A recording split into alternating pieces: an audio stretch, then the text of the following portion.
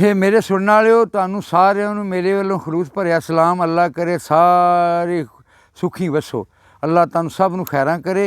तो आ दो कटे ने मार जी, तुहाडी नज़र ने दो कटे ने छोटे छोटे, उम्मीद पसंद करोगे।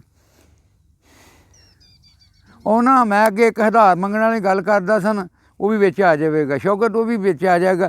ਕਿਸੇ ਤੋਂ ਮੰਗਿਆ ਨਹੀਂ ਕੁਝ ਵੀ ਬਣਦਾ, ਖੁਦਾ ਜੇ ਦੇਵੇ ਤੇ ਪੂਰੀ ਪੈਂਦੀ। ਕਿਸੇ ਤੋਂ ਮੰਗਿਆ ਨਹੀਂ ਕੁਝ ਵੀ ਬਣਦਾ, ਖੁਦਾ ਜੇ ਦੇਵੇ ਤੇ ਪੂਰੀ ਪੈਂਦੀ। ਜੋ ਲਿਖੀ ਗਈ ਹੈ ਨਸੀਬ ਦੇ ਵਿੱਚ ਜ਼ਰੂਰ ਰੋਜ਼ੀ ਉਹ ਮਿਲ ਕੇ ਰਹਿੰਦੀ। ਜੇ ਹੋ ਸਕੇ ਤੇ ਹਮੇਸ਼ਾ ਅਨਵਰ ਉਧਾਰ ਮੰਗੀਏ ਨਾ ਯਾਰ ਠਗੀਏ। ਸਿਆਣੀ ਗੱਲ ਏ ਸਿਆਣਿਆਂ ਦੀ, ਤਰੇਲ ਚਟਿਆਂ ਤਰੇ ਨਹੀਂ ਲੈਂਦੀ। ਉਹ ਇੱਕ ਨਾ ਸਾਡੇ ਮਹਿਬੂਬ ਆਲਮ ਗੁਜਰ ਮੁੰਡਾ ਸਾਊਦੀ ਅਰਬ ਚਲਾ ਗਿਆ, ਉਹ ਆਂਦਾ ਦੋਹਰੀ ਦੋਹਰੀ ਵਾਰੀ ਪੜ੍ਹਿਆ ਕਰੋ ਸਮਝ ਨਹੀਂ ਆਉਂਦੀ। ਇਹ 36 ਚੱਕ ਦਾ ਗੁਜਰ ਮੁੰਡਾ ਕਿ ਉਹ ਜਿਹੜਾ ਮਹਿਬੂਬ ਆਲਮ ਹੈ ਨਾ, ਉਹਦੀ ਨਜ਼ਰ ਮੈਂ ਇੱਕ ਵਾਰੀ ਫਿਰ ਪੜ੍ਹ ਦੇਣਾ।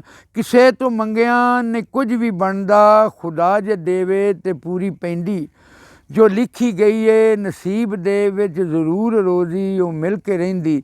ਜੇ ਹੋ ਸਕੇ ਤੇ ਹਮੇਸ਼ਾ ਅਨਵਰ ਉਧਾਰ ਮੰਗੀਏ ਨਾ ਯਾਰ ਠਗੀਏ। ਸਿਆਣੀ ਗੱਲ ਏ ਸਿਆਣਿਆਂ ਦੀ, ਤਰੇਲ ਚਟਿਆਂ ਤਰੇ ਨਹੀਂ ਲੈਂਦੀ।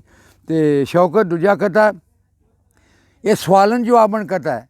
ਸਵਾਲਨ ਜਵਾਬਨ, ਇੱਕ ਦੋ ਮਿਸਰਿਆਂ ਦੇ ਸਵਾਲ ਹੈ, ਦੋ ਜਵਾਬ ਹੈ। ਸੋਚਣ ਵਾਲੀ ਗੱਲ ਏ ਸੋਚੋ ਹੋ ਕੇ ਦੂਰ ਅੰਦੇਸ਼। ਸੋਚਣ ਵਾਲੀ ਗੱਲ ਏ ਸੋਚੋ ਹੋ ਕੇ ਦੂਰ ਅੰਦੇਸ਼। ਬਾਦਸ਼ਾਹਾਂ ਦੇ ਦਰ 'ਤੇ ਕਿਉਂ ਨਾ ਝੁਕਣ ਕਦੇ ਦਰਵੇਸ਼। ਸੋਚਣ ਵਾਲੀ ਗੱਲ ਏ ਹੋ ਕੇ ਸੋਚੋ ਦੂਰ ਅੰਦੇਸ਼। ਬਾਦਸ਼ਾਹਾਂ ਦੇ ਦਰ 'ਤੇ ਕਿਉਂ ਨਾ ਝੁਕਣ ਕਦੇ ਦਰਵੇਸ਼। ਅਤੇ ਜਵਾਬ ਇਹਦਾ ਛੱਲਾਂ ਮਾਰ ਸਮੁੰਦਰ ਚੜ੍ਹਦੇ ਦਰਿਆਵਾਂ ਵੱਲ ਨਹੀਂ। ਛੱਲਾਂ ਮਾਰ ਸਮੁੰਦਰ ਚੜ੍ਹਦੇ ਦਰਿਆਵਾਂ ਵੱਲ ਨਹੀਂ। ਦਰਿਆ ਵਿੱਚ ਸਮੁੰਦਰ ਡਿੱਗਦੇ ਅਨਵਰ ਹੈਨ ਹਮੇਸ਼। ਦਰਿਆ ਵਿੱਚ ਸਮੁੰਦਰ ਡਿੱਗਦੇ ਅਨਵਰ ਹੈਨ ਹਮੇਸ਼। ਸੋਚਣ ਵਾਲੀ ਗੱਲ ਏ ਸੋਚੋ ਹੋ ਕੇ ਦੂਰ ਅੰਦੇਸ਼। ਬਾਦਸ਼ਾਹਾਂ ਦੇ ਦਰ 'ਤੇ ਕਿਉਂ ਨਾ ਝੁਕਣ ਕਦੇ ਦਰਵੇਸ਼। ਅਤੇ ਛੱਲਾਂ ਮਾਰ ਸਮੁੰਦਰ ਚੜ੍ਹਦੇ ਦਰਿਆਵਾਂ ਵੱਲ ਨਹੀਂ। ਦਰਿਆ ਵਿੱਚ ਸਮੁੰਦਰ ਡਿੱਗਦੇ ਅਨਵਰ ਹੈਨ ਹਮੇਸ਼।